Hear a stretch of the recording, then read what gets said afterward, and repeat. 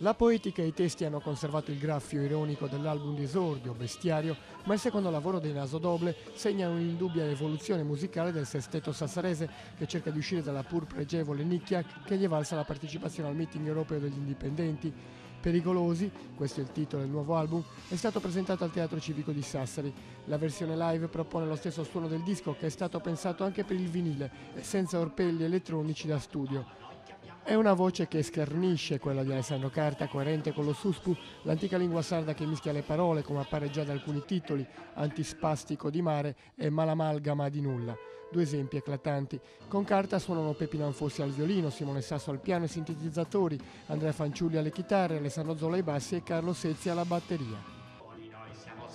Noi siamo sani, noi siamo fuori dai problemi della psiche, sempre in pace col I cervello. 10 brani propongono uno stile più deciso, sia che si tratti di Freddo, samba scritta da Graziano Solinas, sia della provocatoria Gastrite. 9 sono originali, uno è la cover di Dall'altra parte del cancello, pezzo scritto da Giorgio Gaber 35 anni fa.